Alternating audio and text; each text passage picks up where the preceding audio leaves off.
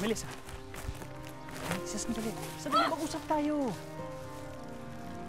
Mag-usap tayo kahit sandali lang.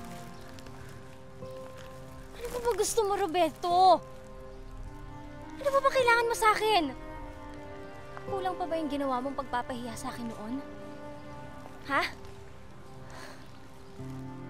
Tinalikuran ako na lahat. Hinusgahan. Pero alam mo, nagpakatatag ako. Dahil umasa ako sa mga pangako mo. Na kahit anong mangyari, makakasalo mo pa rin ako. Pero anong ginawa mo, ha? Tinalikuran mo rin ako. Iniwan mo pa ako sa araw ng kasal natin! Mayop ka! I'm sorry. Gulo lang yung isip ko nun eh.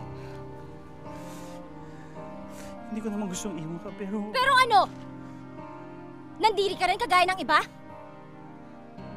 At pinandirihan mo rin yung batang dinadala ko. Yung anak ng hayop na gumahasa sa akin. Para akong napilang na mawala ka eh. Pero unti-unti rin ako nakabangon, mag-isa. Eh sana, Roberto, hindi ka na rin nagbalik. Dahil ayaw na kitang makita. Ayaw na kitang makita kahit kailan!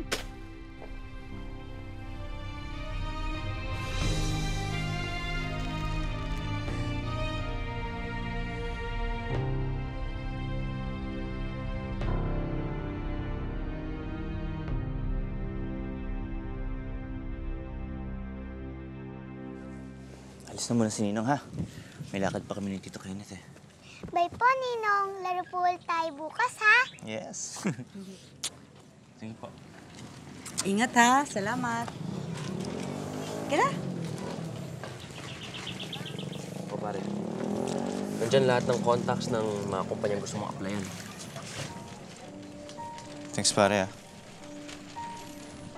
Alam mo, pilit na talaga ako sa'yo, Felix. Una, bumukod ka sa puti ng Tita Ofelia. Tapos ngayon, gusto mo magtrabaho sa iba. Pare, ang laki na rin ng hirap mo sa kumpanya nyo. Ikaw na nga lang inaasahan ni Tita Ofelia, eh. Wala naman akong choice, Kenneth, eh. Ikaw na muna bahala kay Amorcita, ha? Ayoko kasing umasa sa kanya pagkatapos kong piliin si Melissa. Kailangan matuto na rin ako tumayo sa aking mga sariling paa. Lahat yan, gagawin mo para lang kay Melissa. Oo nga, pare. No doubt. Mahal na mahal mo nga siya. Hindi ko sisirain yung pangako kay Melissa. Habang buhay, nandito lang ako sa tabi niya.